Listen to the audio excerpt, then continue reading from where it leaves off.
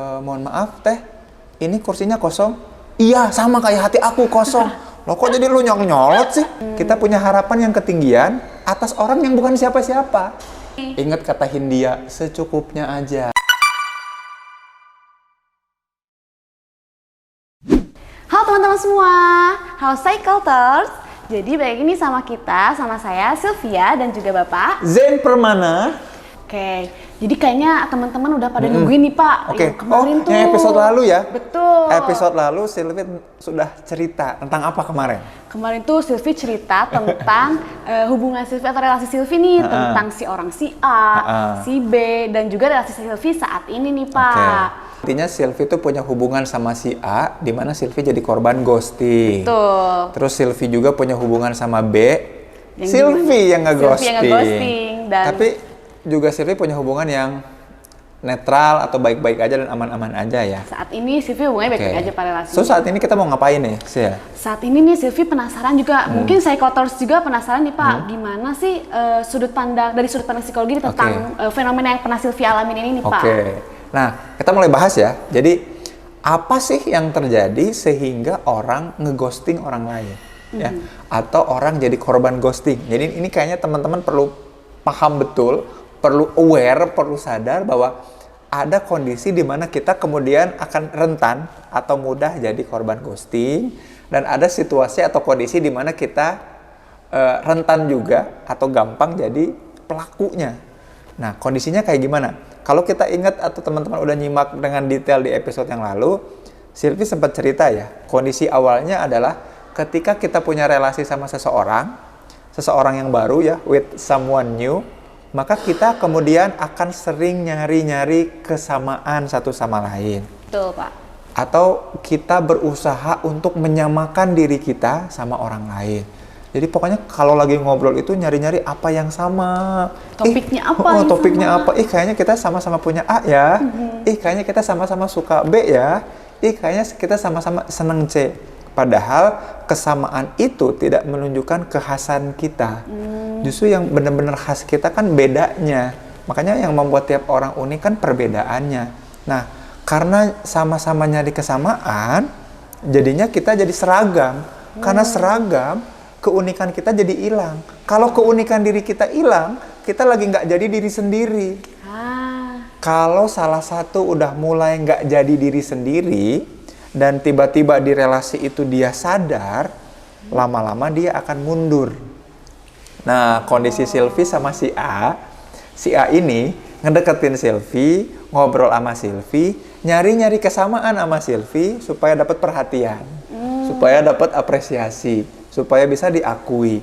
Lama-lama ketika udah sama dan Sylvie nyaman sama dia, ketergantungan sama dia, menjadikan interaksi, ngobrol, diskusi sebagai sebuah kebutuhan, si ini nyadar bahwa yang aku lakukan sama Sylvie selama ini adalah bukan gue banget. Gue nggak jadi diri gue. Akhirnya aku mundur teratur. Gitu. Dan mundurnya bukan teratur ya, mundurnya kurang ajar kan. Kurang ajar Pak, itu langsung hilang gitu Pak. Nggak ada kabar, tiba-tiba ngilang, terus tahu-tahu bahagia di alam sana entah dengan siapa kan ya. Tuh, padahal Pak, Sylvie udah punya. Nah ini nih yang penting lagi. Yang pertama ya, orang itu menjadi pengghosting, orang yang ngeghosting orang lain,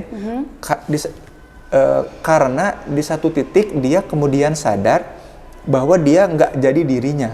Dan dia tuh lagi berusaha nyamain sama orang lain. Emang ini yang gue pengen?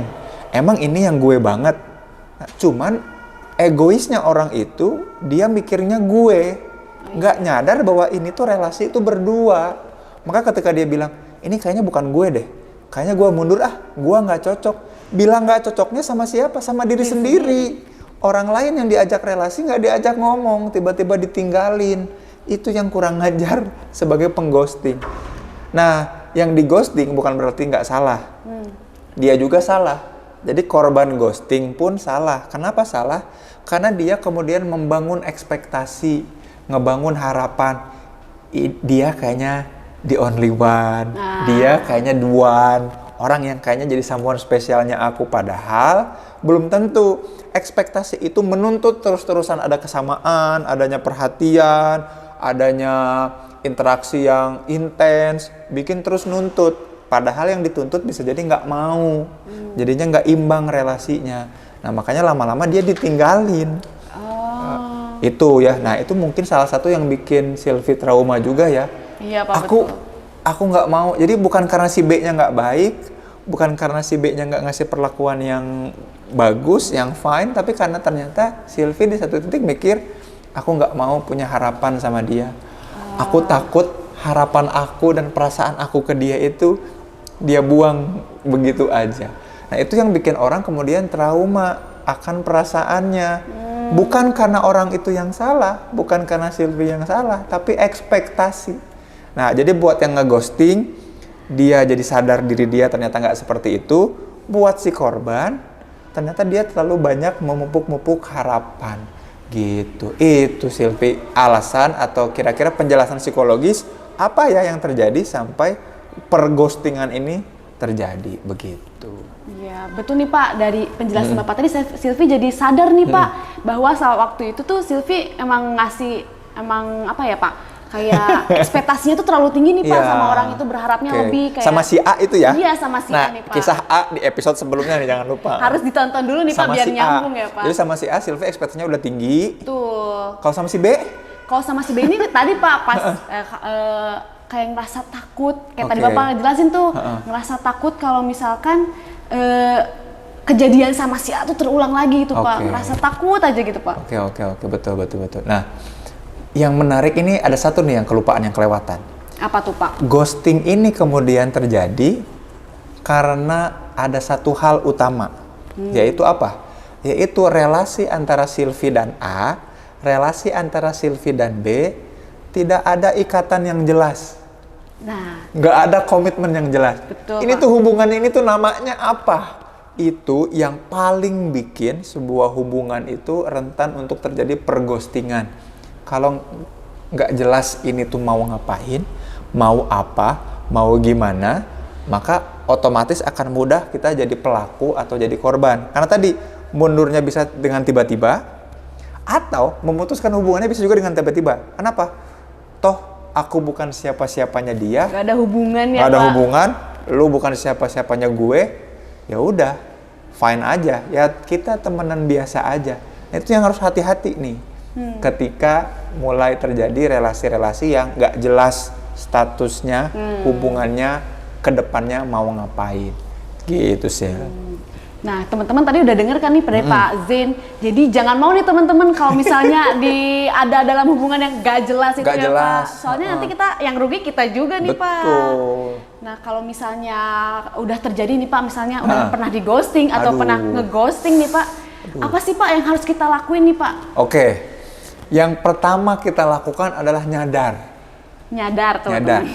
Nyadar bahwa apa-apa yang terjadi pada kita, apa itu pikiran dan perasaan itu pasti keganggu kan ya? Betul. Pikiran jadi overthinking, perasaan jadi baperan. Bener banget. Jadi, sensitif gitu Pak. Sensitif. Ada orang yang mohon maaf teh, ini kursinya kosong. Iya, sama kayak hati aku kosong. Loh kok jadi lu nyolot sih? Ya kan ini lagi ngomongin kursi bukan lu kan. Iya, bener, itu ciri-ciri orang yang memang terkena emosinya, terganggu emosinya, barangkali karena kisah ghostingnya. Atau jadi overthinking gitu ya. Lagi ditanya sama mamang-mamang Gojek gitu ya. Jadi mesennya, mohon maaf Mbak, pesanannya nggak ada, kira-kira mau pilih apa ya? Pilihannya ada apa aja, aduh aku jadi overthinking gitu. Itu kan juga terlalu lebay ya. Nah, kalau teman-teman ada di kondisi itu, sadari dulu. Bisa jadi pikiran yang overthinking, perasaan yang mudah baperan, itu gara-gara ekspektasi yang ketinggian terhadap relasi yang ada. Kita punya harapan yang ketinggian atas orang yang bukan siapa-siapa. Itu harus digarisbawahi banget ya. Kita punya ekspektasi yang ketinggian atas relasi atau hubungan yang bukan siapa-siapa.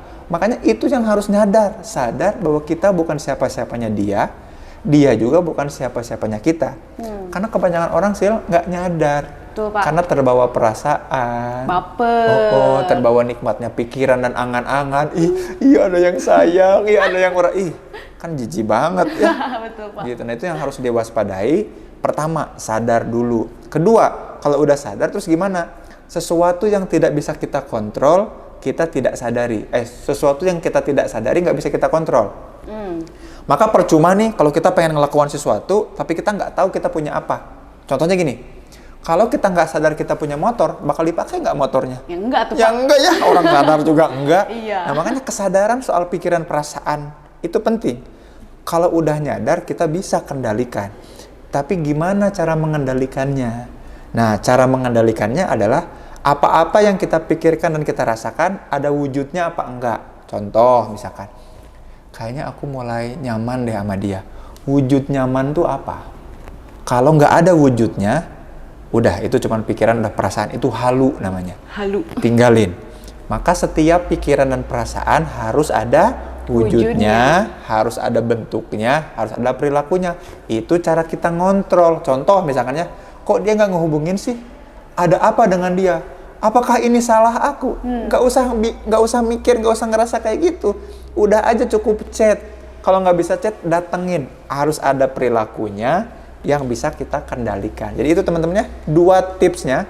Apa yang perlu kita lakukan kalau kemudian sekarang, kalau kata Sylvie tadi, kita lagi ada di hubungan yang ghosting itu tadi. Pertama, sadari dulu tiap pikiran yang kita punya, tiap perasaan yang kita punya. Yang kedua, harus ada wujudnya. Yang kita pikirin harus kita tulisin. Yang kita pikirin harus kita kerjain. Yang kita rasain harus kita tulisin. Yang kita rasain harus kita kerjain. Contoh misalkan, aku nggak suka kamu nggak ngehubungin aku. Tulisin, kirim. Jangan dipikirin, dibayang-bayang. Jangan-jangan karena aku udah nggak cantik lagi. Gara-gara skincare aku habis kemarin. Padahal di marketplace-nya lagi kosong. Apakah mungkin karena krim malam aku udah jadi krim siang? Bukan yang itu kan jadi overthinking dan baper nggak jelas. Jadi halu. Mikirin sesuatu yang nggak ada wujudnya. Maka tiap punya pikiran, tiap punya perasaan, tuliskan, ekspresikan, lakukan. Kejar aja orangnya. Ini jadi gimana nih? Kok kemarin nyaman, kok sekarang nggak ngehubungin? Emang nggak akan hubungin lagi ya? Oke, thank you, bye. Kan beres. Tapi karena nggak pernah dilakukan, nggak pernah diwujudkan. Nggak berani itu, Pak. Nggak berani. Jadi cuman pikiran aja, jadi cuman angan-angan aja, jadi cuman perasaan semu aja. Bahaya. Bahaya buat diri kita, gitu.